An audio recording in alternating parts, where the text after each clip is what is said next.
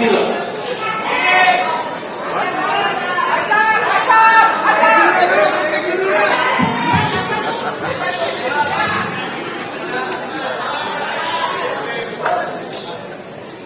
Problem bangsa ini banyak orang berebut bicara tapi nggak mau berebut berpikir.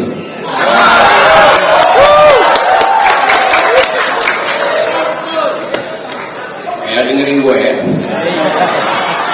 Saya mau serius bicara. Untuk sesuatu yang jadi akan pertaruhan sejak besok pagi.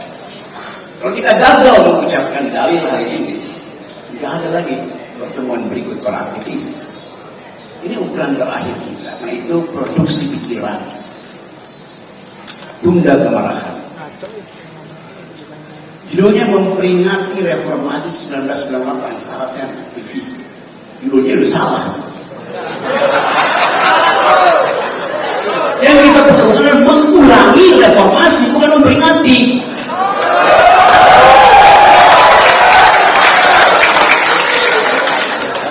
Aktivis tidak pernah memperingati kelakuannya sendiri. Dia mengulangi kelakuannya.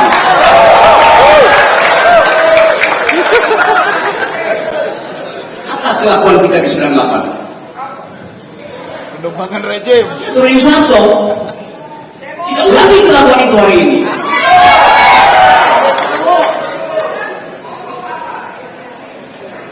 Silakan sebutkan dan bukan. Karena itu yang ada di benak kita sehingga ibu tadi marah. Ngapain ngomongin yang lalu? Kan harus ada posisi hari ini terhadap keadaan hari ini. Pembandingnya ada di situ. Kalau kita dengar uraian tadi dan tidak akan dengar uraian panjang lagi, Daeng, Melki segala macam itu, ada semacam kepastian bahwa Presiden sedang bergerak ke arah paradigma baru ekonomi. Bergerak ke arah. Pertanyaannya dia mau nggak meninggalkan yang lama? Apa?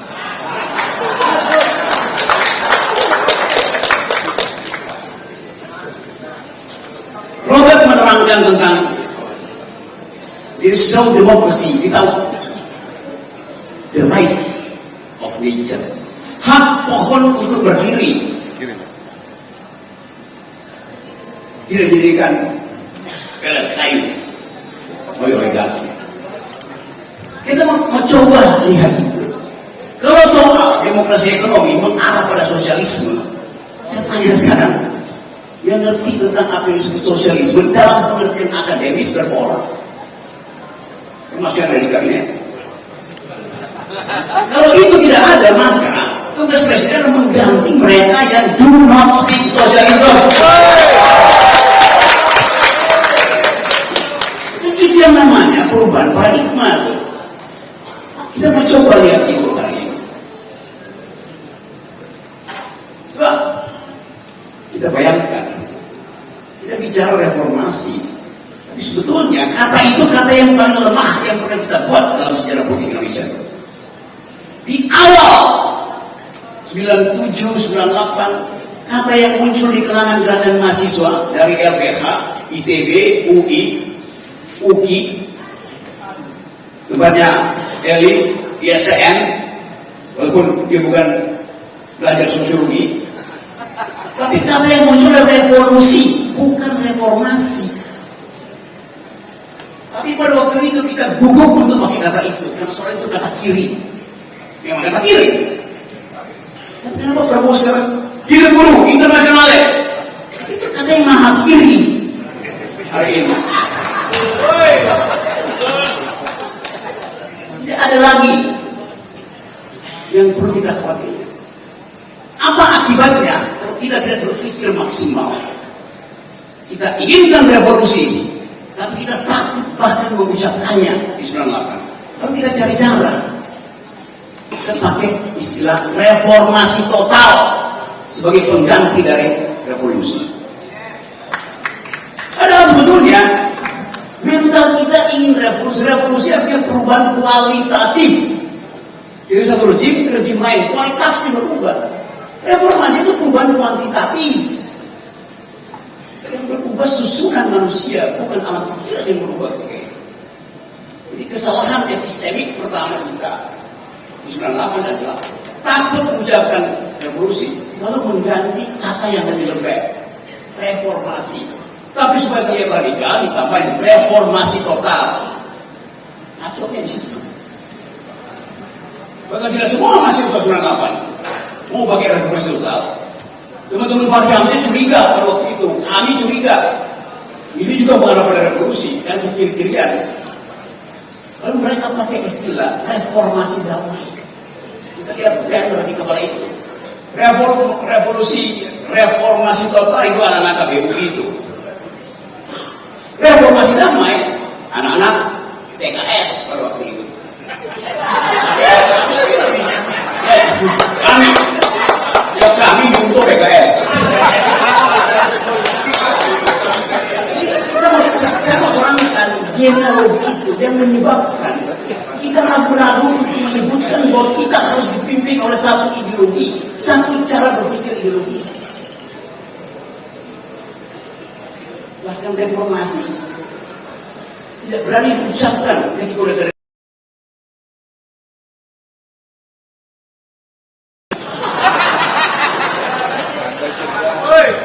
yang dicap doang. Itu mesti ambil risiko itu. Jadi kita tidak pernah berpindah dari rejim ke rejim berikutnya. Kemudian tentang transformasi demokrasi. Transformasi itu adalah gerak keluar dari otoriter masuk ke demokrasi. Ini melangkah gerak keluar dari baru gerak masuk ke transformasi. Yang kita lakukan sekarang kita baru keluar dari takut masuk ke. Itu mesti ada koalisi yang isinya itu bertambah. Yang sebetulnya tidak diperlukan lagi ketika presiden terpilih. Dia bilang saya dipilih oleh rakyat. Koalisi itu cuma tiket saya. Saya mau ganti ideologi kabinet. Kalau ditanya Golkar sosialis apa tidak? PKS sosialis apa tidak? PAN sosialis apa tidak? Jadi kalau Prabowo menginginkan satu jenis transformasi baru, dia harus melengkapi infrastruktur politiknya dengan ideologi itu. Biasa saja kan? Bilang cuaca yang berat. Walaupun kalau saya tanya, apakah SBY menginginkan sosialisme? Betul. Tapi pasti dia ingin yang diucapkan Pak Robert tadi, ada demokrasi baru yang menghargai lingkungan. Dan sekarang kita bicara soal itu. Kita nggak bicara lagi do you speak Dutch, do you speak English, do you speak French, do you speak environmental ethics, do you speak feminism. Kan itu yang kita perlukan hari ini. Sekarang kita tanya, Gibran, do you speak feminism, do you speak environmental ethics?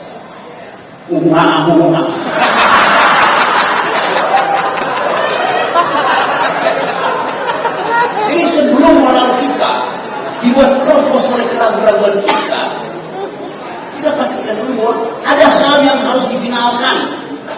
Bahwa kabinet boleh diresapel, tapi buat apa diresapel kalau ideologinya tetap tidak radikal? Resapel kabinet artinya meresapel cara berpikir para menteri tentang kebijakan ekonomi Prabowo. Sudah dengar sosialisme Prabowo bahkan 3-4 tahun, 5 tahun yang lalu. Satu waktu Prabowo mampir ke rumah saya. Dia mampir, bukan saya bermain. Jadi saya bertetangga 200 meter.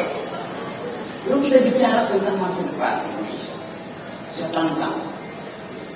Anda mau gak jadi pemimpin sosialis Indonesia? Dia bilang, bahkan saya ingin jadi pemimpin sosialis Asia.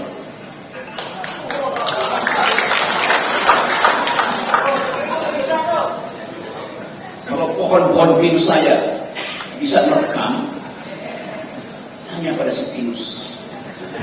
Prabowo ucapkan itu, dan saya dukung. Karena memang kita memerlukan jenis ekonomi baru. Yang baru 2 tahun lalu, mau kita praktekkan karena ada krisis global. Jadi kita bisa katakan, ya Prabowo visioner, dia mampu mendeteksi bahwa satu waktu akan terjadi perubahan cara berpikir. Yang disebutkan dalam bagus dari orang degrowth.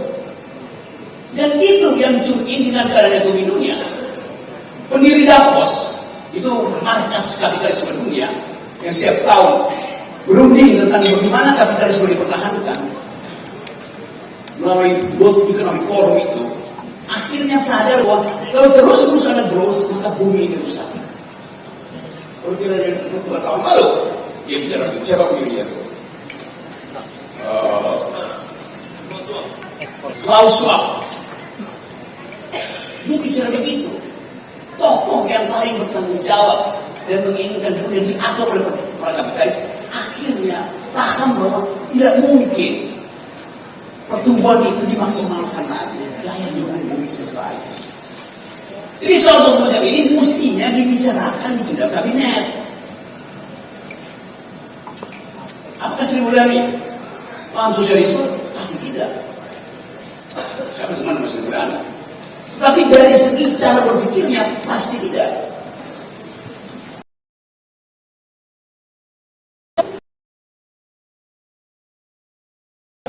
Secara akademis, secara metodis tentang ide itu bukan mereka yang sedang mendengar itu mereka.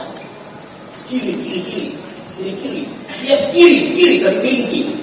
Tidak ada kapalannya di situ. Jadi kita ingin ada satu kesempatan hari ini untuk menerangkan kepada publik bahwa ideologi yang kita tuntut, kita inginkan, kita ingin pastikan melalui pemilihan Prabowo adalah sosialisme in optima forma. Kiri siapa? Kiri BRD? Bukan. Kiri BRD berakibat komisaris.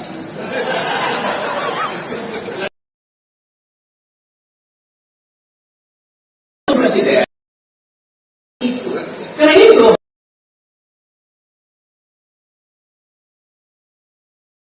lumpuh kabinet isi dengan energi baru. Jadi itu dasarnya. Menteri-menteri ini untuk bunuh diri, meninggalkan kabinet, kepentingan modalnya sudah dia pastikan harus diambil walaupun APBN makin kecil. Karena banyak menteri yang kecewa pada Prabowo kan, karena nggak bisa merampok APBN lagi, diefisiensikan. Ini momentum pada presiden untuk memulai era baru. Ada Pak Dr. Hariman.